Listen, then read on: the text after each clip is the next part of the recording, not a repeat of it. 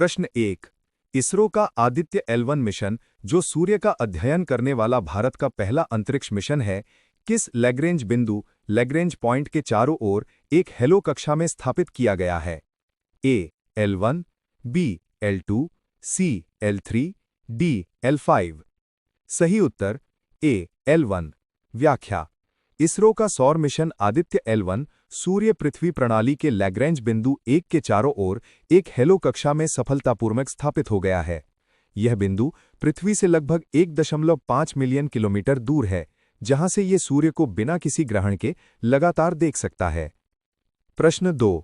वर्ष 2024 में बिहार के किस पूर्व मुख्यमंत्री को मरणोपरांत भारत के सर्वोच्च नागरिक सम्मान भारत रत्न से सम्मानित करने की घोषणा की गई? ए नीतीश कुमार, बी कर्पूरी ठाकुर, सी लालू प्रसाद यादव, डी डॉक्टर श्री कृष्ण सिंह।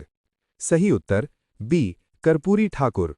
व्याख्या: बिहार के पूर्व मुख्यमंत्री और समाजवादी नेता कर्पूरी ठाकुर को मरणोपरांत भारत रत्न से सम्मानित किया गया है। उन्हें सामाजिक न्याय के पुरोधा के रूप में जाना जाता है और उन्होंने पिछड़े वर्गों के उत्थान के लिए महत्वपूर्ण कार्य किए। प्रश्न 3। आईसीसी पुरुष क्रिकेट विश्व कप 2023 का खिताब किस टीम ने जीता? ए भारत, बी ऑस्ट्रेलिया, सी दक्षिण अफ्रीका, डी न्यूजीलैंड। सही उत्तर बी ऑस्ट्रेलिया। व्याख्या: ऑस्ट्रेलिया ने अहमदाबाद के नरेंद्र मोदी स्टेडियम में खेले गए फाइनल मैच में भारत को हराकर आईसीसी पुरुष क्रिकेट विश्व कप 2023 का खिताब जीता। ये ऑस्ट्रेलिया का रिकॉर्ड छठा एकदिवसीय विश्व कप खिताब है। प्रश्न 4। नए संसद भवन के उद्घाटन के दौरान लोकसभा अध्यक्ष के आसन के पास स्थापित किए गए ऐतिहासिक राजदंड का नाम क्या है? ए अशोक स्तंभ, बी सेंगोल, सी धर्मचक्र, डी विजय स्तंभ। सही उत्तर बी सेंगोल। व्याख्या: नए संसद भवन में लोकसभा अध्यक्ष के आसन के पास सेंगोल नामक ऐतिहासिक राजदंड स्थापित किया गया है। यह सेंगोल 1947 में अंग्रेजों से भारतीयों को सत्ता हस्तांतरण का प्रतीक था और इसे चोल साम्राज्य की परंपरा से जोड़ा जाता है। प्रश्न 5। 1 जनवरी 2024 से ब्रिक्स समूह में कितने नए पूर्ण सदस्य देश शामिल हुए हैं? ए 3, बी 4, सी 5, डी 6। सही उत्तर सी 5। व्याख्या: 1 जनवरी 2024 से ब्रिक्स समूह में 5 नए देश मिस्र, इथियोपिया, ईरान, सऊदी अरब और संयुक्त अरब अमीरात यूएई पूर्ण सदस्य के रूप में शामिल हो गए हैं। अर्जेंटीना ने शामिल होने से इनकार कर दिया था। प्रश्न 6। प्रधानमंत्री नरेंद्र मोदी ने पारंपरिक कारीगरों और शिल्पकारों का समर्थन करने के लिए किस योजना का शुभारंभ किया है? ए पीएम स्वनिधि योजना, बी पीएम विश्वकर्मा योजना, सी पीएम मुद्रा योजना, डी पीएम कौशल विकास योजना। सही उत्तर बी पीएम विश्वकर्मा योजना। व्याख्या: प्रधानमंत्री नरेंद्र मोदी ने पारंपरिक कारीगरों और शिल्पकारों को कौशल प्रशिक्षण, प्रौद्योगिकी, ऋण और बाजार तक पहुंच प्रदान करने के उद्देश्य से पीएम विश्वकर्मा योजना का शुभारंभ किया है। प्रश्न 7। संयुक्त राष्ट्र जलवायु परिवर्तन सम्मेलन COP28 2023 का आयोजन किस शहर में किया गया था?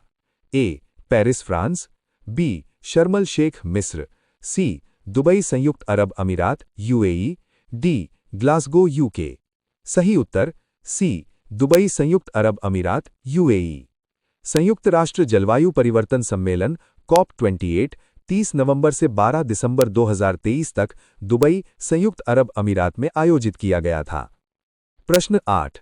डीआरडीओ द्वारा मिशन दिव्यास्त्र के तहत किस मिसाइल का पहला सफल उड़ान परीक्षण किया गया जो MIRV तकनीक से लैस है? ए अग्नि 4, बी अग्नि 5, सी पृथ्वी 2, डी ब्रह्मोस। सही उत्तर बी अग्नि 5। व्याख्या: डीआरडीओ ने मिशन दिव्यास्त्र के तहत multiple independently targetable re entry vehicle तकनीक से लैस स्वदेशी रूप से विकसित अग्नि 5 मिसाइल का पहला सफल उड़ान परीक्षण किया। MIRV तकनीक एक ही मिसाइल को कई अलग अलग लक्ष्यों पर हमला करने की क्षमता देती है। प्रश्न 9। केंद्र सरकार द्वारा 16वें वित्त आयोग का अध्यक्ष किसे नियुक्त किया गया है? ए NK सिंह, बी अरविंद पनगढ़िया, सी उर्जित पटेल, डी रघुराम राजन। सही उत्तर बी अरविंद पनगढ़िया। व्याख्या: केंद्र सरकार ने नीति आयोग के पूर्व उपाध्यक्ष और अर्थशास्त्री अरविंद पनगढ़िया को 16वें वित्त आयोग का अध्यक्ष नियुक्त किया है। वित्त आयोग केंद्र और राज्यों के बीच कर राजस्व के वितरण के लिए सिफारिशें करता है। प्रश्न 10। अयोध्या में नवनिर्मित राम मंदिर में रामलला की प्राण प्रतिष्ठा समारोह किस तारीख को आयोजित किया गया था? ए. 15 जनवरी 2024, बी. 22 जनवरी 2024, सी. 26 जनवरी 2024, डी. 30 जनवरी 2024। सही उत्तर बी. 22 जनवरी 2024।